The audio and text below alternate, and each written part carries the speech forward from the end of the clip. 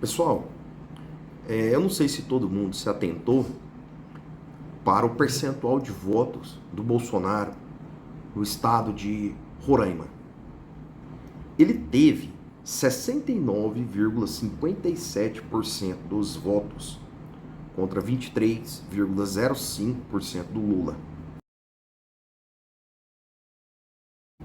Ou seja, quase 70% dos roraimenses votaram no Jair Bolsonaro. Quase 70% da população. É realmente uma votação muito expressiva. Por que disso? O estado de Roraima, ele fica ao norte, é o último estado ao norte do Brasil, e ele faz divisa, adivinha com quem? Com a Venezuela. A Venezuela, que até a década de 80, 90, ela já chegou a ser a quarta economia do mundo. Eu achava, até pouco tempo atrás, que a maior reserva de petróleo do mundo ficava no Oriente Médio, mas não. Analisando o território proporcionalmente, a maior reserva de petróleo do mundo é a Venezuela. É um país riquíssimo. Tanto é que na América Latina ela já chegou a ter o maior PIB. Um país pequeno, né? Se for analisar a questão do território. E hoje a gente vê como que está a situação da Venezuela.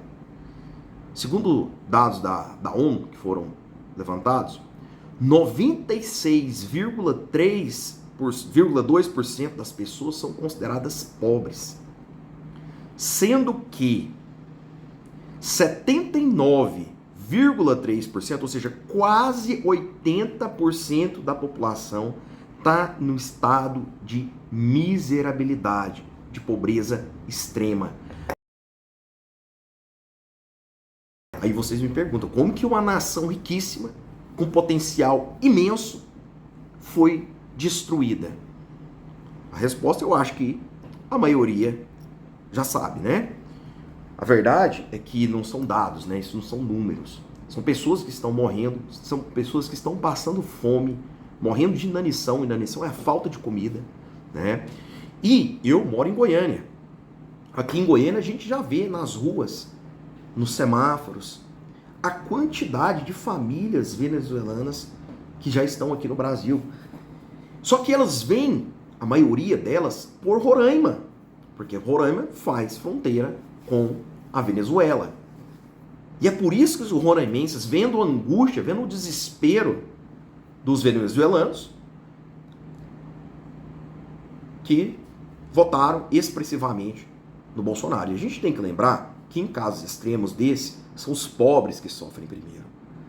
Os pobres geralmente não vão ter um plano B, não vão ter reservas financeiras. Então, quando um país atinge um índice de miserabilidade desse, a gente infelizmente conclui que os pobres são, de fato, os mais afetados. Porque, na verdade, e eu já vi alguns relatos desses, muitas pessoas com mais condições, né, com empresários, fazendeiros, saíram da Venezuela, né? Então em outros países, né, bem antes, bem no começo.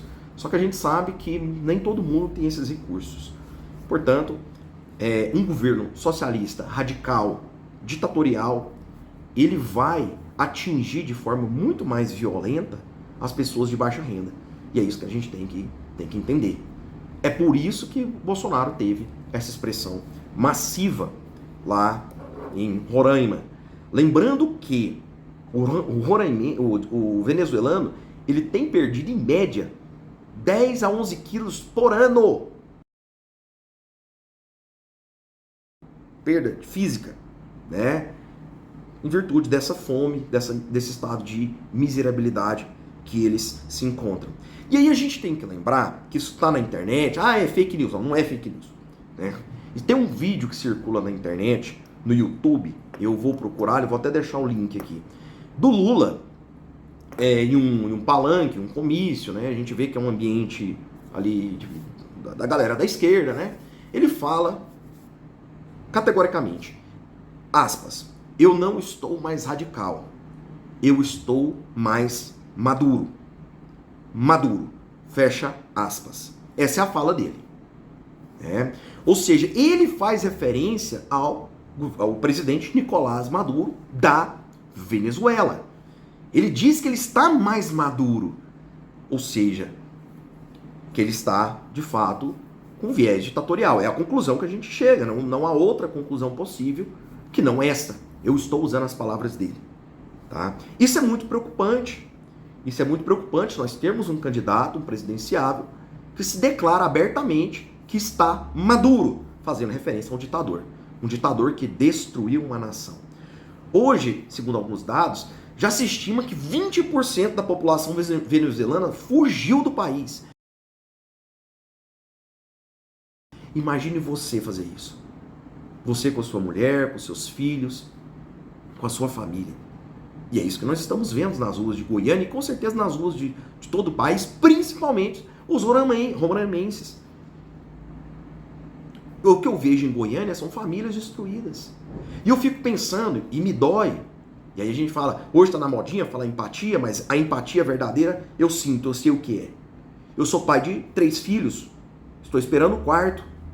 Quando eu vejo uma família num sinaleiro, em Goiânia, eu me coloco no lugar daquele pai, no lugar daquela mãe. E aquilo me comove, porque pode ser eu.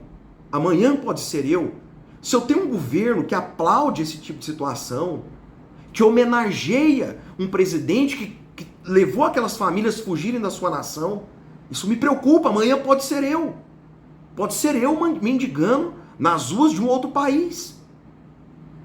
Não tem outra conclusão lógica possível que não essa. A situação do Brasil é muito séria. Essas eleições, nós temos a condição de escolhermos, não é Lula e Bolsonaro, não, é entre liberdade e ditadura. Essa é a conclusão que nós temos que chegar. Não existe outra. Nós temos um governo, e eu estou dando o exemplo da Venezuela, esse exemplo pontual, porque eu estou falando do caso de Roraima, a votação expressiva que Bolsonaro teve, quase 70% em Roraima. Mas o presidente Lula, o ex-presidente Lula, ele defende vários outros ditadores, como o da Nicarágua. O presidente da Nicarágua prestou apoio, agora, no término das votações do primeiro turno, ao Lula. Saiu na internet, vou até postar aqui. Isso é extremamente preocupante. Esse viés ditatorial, que é comum na esquerda, não é uma exceção da esquerda. Porque na Venezuela eles estão fazendo assim. Não. A esquerda, essencialmente, ela tem viés ditatorial. E eu vou explicar o porquê. Um dos próximos vídeos meus, eu vou explicar porque que em quase todos os países do mundo em que a esquerda chega, ela acaba causando ali uma ditadura. Porque isso está na raiz do pensamento comunista, socialista, tá? Isso está na germe. E eu vou fazer um vídeo especificamente explicando essa situação. Então, é muito preocupante o que está acontecendo no Brasil. E eu espero que você pondere sobre essas situações e é algo que você está vendo. Isso aqui não é uma teoria, não é um fake news, você está vendo. O problema hoje é que a nossa inteligência, estou falando de forma geral, né? Ela está ameaçada. Nós perdemos a capacidade de analisar a realidade. Esse é o grande problema do Brasil, do brasileiro médio, né? A gente acredita em narrativas, em conversas, em que a mídia fala, o que a imprensa diz, mas a gente se nega a ver a realidade. E a realidade é essa. Nossas cidades estão cheias de venezuelanos desesperados, que abandonaram a sua pátria, a sua família, os seus amigos, os seus parentes, venezuelanos que tiveram a vida destruída por causa de um governo de esquerda, que é um governo abertamente apoiado, declaradamente apoiado pelo Lula. Por isso que eu não temo em dizer, essa eleição define sobre a sua liberdade ou sua escravidão, sua servidão. Pense muito antes de votar.